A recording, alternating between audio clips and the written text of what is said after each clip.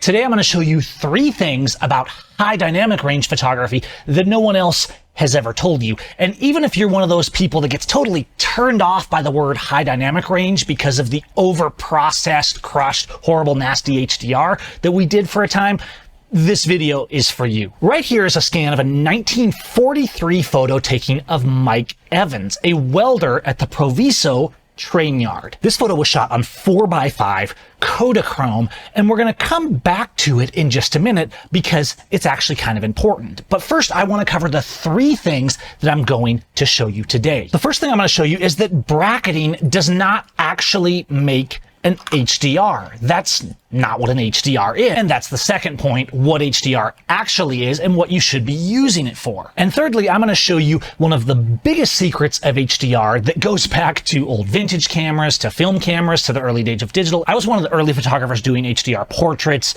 doing HDR workshops, bracketing, all that kind of stuff. This was the early days of HDR when we always bracketed and we kind of got in this rhythm that we thought bracketing meant HDR. I still have people trying to argue with me on this, that a photo isn't high dynamic range unless you bracketed the exposure, which is nonsense. It has nothing to do with it. You can completely take a bracketed exposure and still not have a high dynamic range scene or a high dynamic range resulting photo. I'm going to show you why. If we come back to our train yard photo, and no, I didn't take this. I'm not a time traveler yet. But this photo taken on Kodachrome, one of the earliest color films, a slide film, has a remarkable amount of detail. Now we can see, looking at this, that there's kind of some blown out highlights. We're of course not working with the original film, but if you look at this, you see we actually have a very wide range. And if we look at the histogram as well, you see we're going all the way down to black and all the way to white. If I were to take this photo, which looks good as it is, and go to one of my preset packs like Natural HDR and apply a preset to it, you can see that I'm actually able to recover a lot from these kind of specular blown highlights that we see from this. Even though slide film is notorious for not having a lot of dynamic range, it actually is not that bad, especially in a large format image like this, especially compared to some of the early digital cameras, which are what spawned kind of the bracketing HDR overcooked mania that turned so many people off on high dynamic range. So what exactly is high dynamic range? Is this high dynamic range? Was the train yard photo high dynamic range?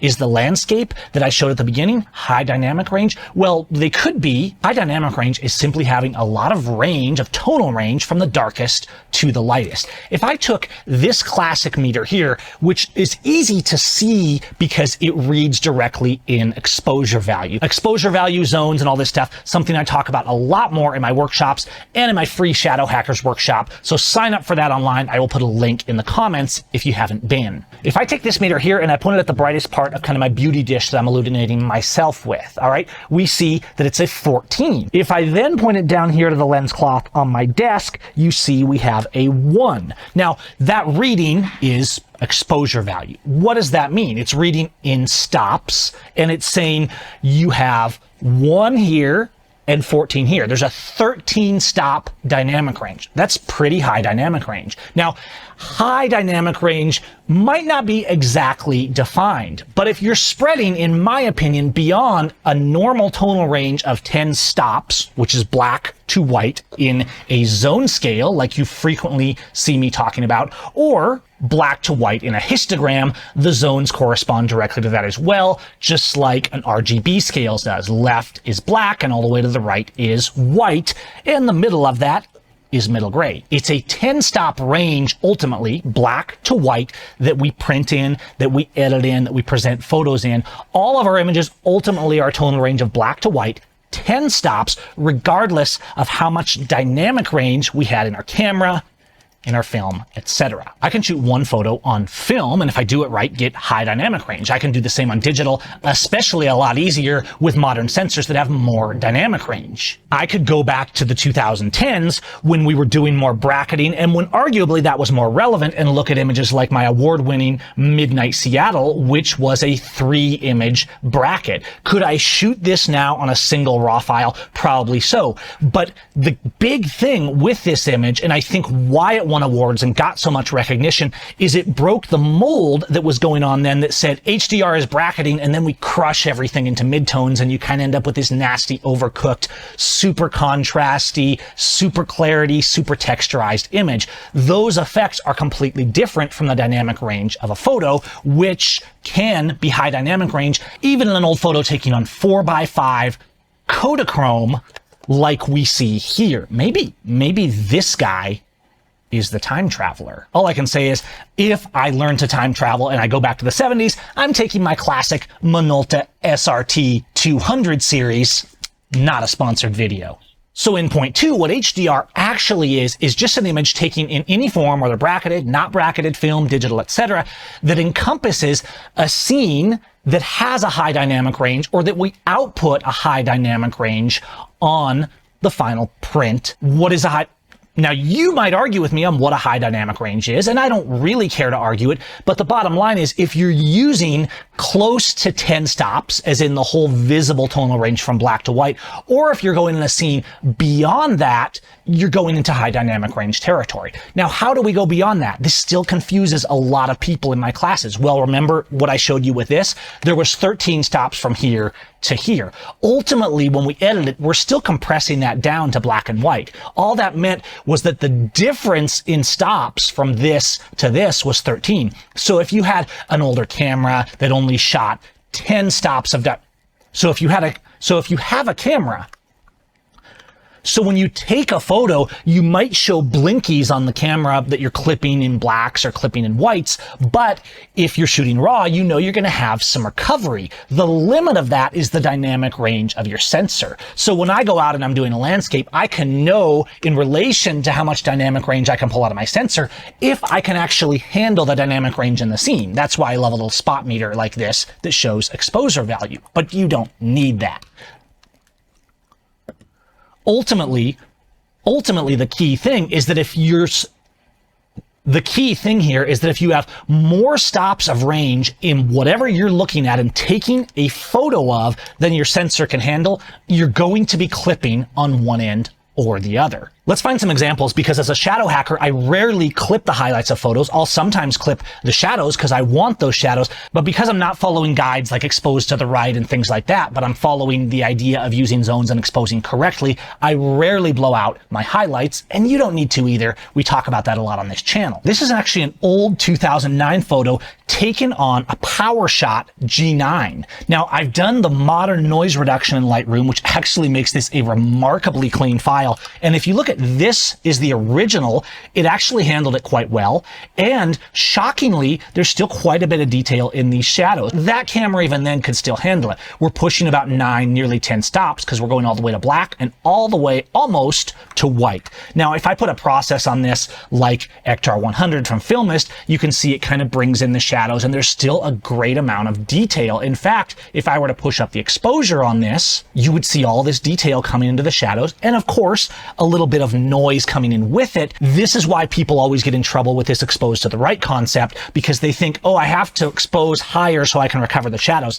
Actually, recovering highlights that are pushed too far is a lot harder than recovering shadows. I don't want to lift this up anymore. I don't need to see every piece of grit and trash and line in the foreground because my subject is right here, the canal leading out to the sunset. Let's go to a street photo I just took the other night with an X100, and it was taken in a moment because there was a car parked behind this Volkswagen down here in San Juan, Mexico at this tienda, and you can see the way it's illuminating this. And I had to immediately get out, look at my scene, and take this quickly before anything changed. You can see here that in these highlights, we have some true clipping. Now, how do you know if you're true clipping? Because if you're true clipping and you go to something like highlights, you're going to see that it doesn't completely recover. We kind of have this weird, muddy, just gray mush. Yes, it's darkening. The blinkies are no longer blinking because we've darkened it, but there's actually no detail. You see this kind of banding, it's just pushing it down into gray. Is this bad? Yes, I try to avoid it, but sometimes you have a scene like this one at night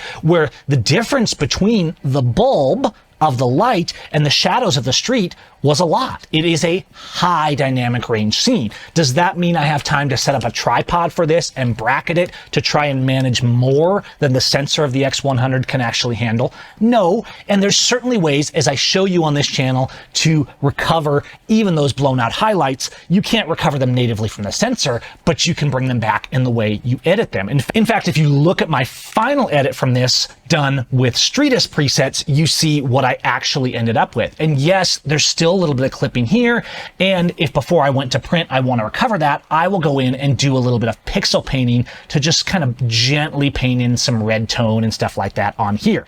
That's another video, and it is on this channel. I will link the pixel painting video in the comments to show you how to recover highlights that are completely blown out. If we look at this photo here, at a glance, you would probably say it's an HDR photo. But if you look at the histogram, you can see that we're using the tonal range from black all the way to white. We're using that 10 stops of tonal range in the final image, which isn't essential, but it's good.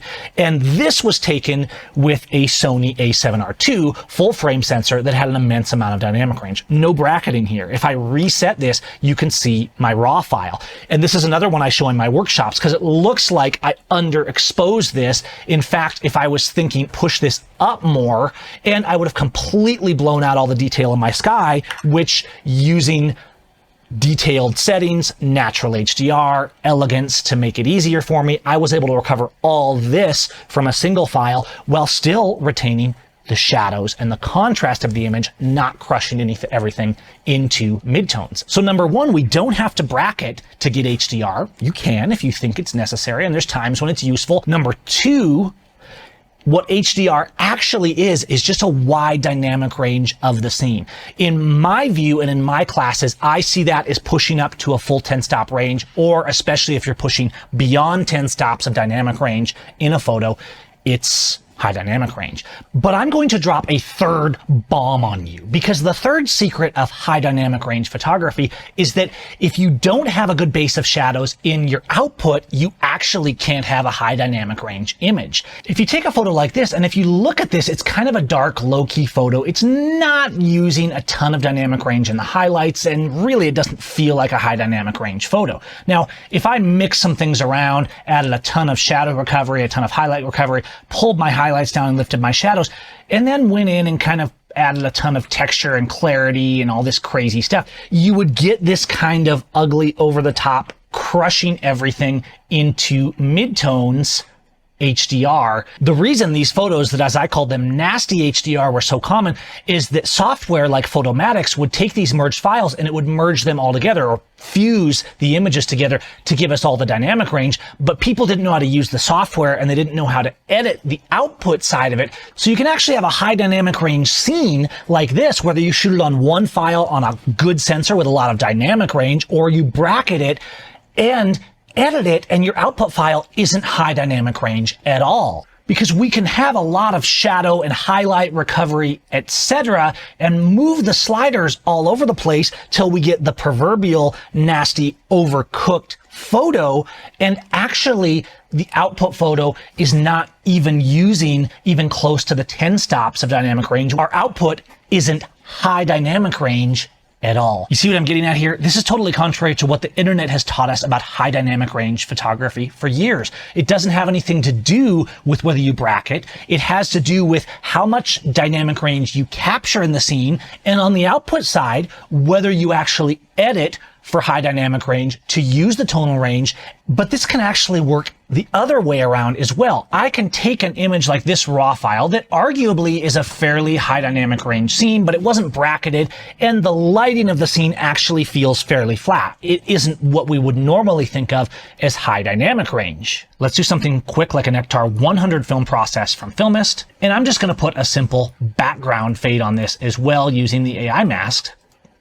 And you can see that we're separating our subject, and look at our histogram. We're managing our shadows and we're pushing up our highlights all the way up to about zone 9. But what I think is very relevant here is we do have an image that has a long range from whites to blacks. There's a lot of use of shadows here, and arguably, because we're using nearly the whole output tonal range, we're creating a high dynamic range output. So what all of this means is that your dynamic range is shaped, yes, by the input of the light coming through the lens and onto your film or sensor, but it's ultimately shaped by you in the output. And this is something that is simply not talked about in high dynamic range photography. And I think that's largely because in the digital world of high dynamic range photography, even though film was high dynamic range, we have more sliders and controls and software now.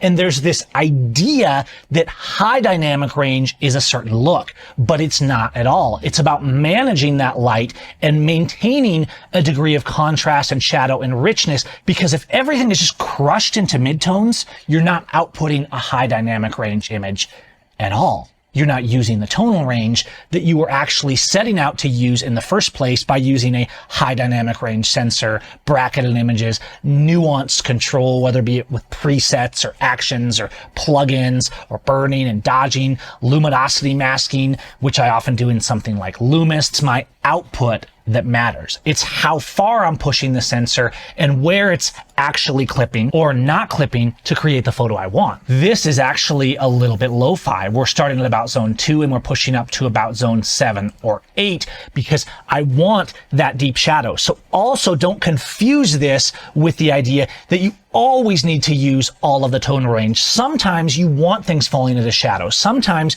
you want your highlights pulled down and being a little bit more gray. It's ultimately about the difference between shadow and highlights. And this is stuff we go into more in my free Shadow Hackers workshop. So if you haven't been, I'll put a link in the comments. You don't want to miss those because it's going to make all of this more clear. But I hope this makes more clear the concept of high dynamic range photography, because it's nothing like it's been taught in the recent years of digital. So whether you're trying to make high dynamic range or more of a low dynamic range scene, both can be perfectly fine. But generally, if you crush everything into midtones, watch that histogram in camera and in post, because if you do that, most images are going to fall apart. Why? Because they lack the base that photography is actually built on, and that's your shadows. Get out there and go hunt some shadows. I'm Gavin Seim. Hope this helped. Leave a comment. Let me know what you think, and we'll see you on the next one. Please click that like, subscribe button, even if you disagree with my approach.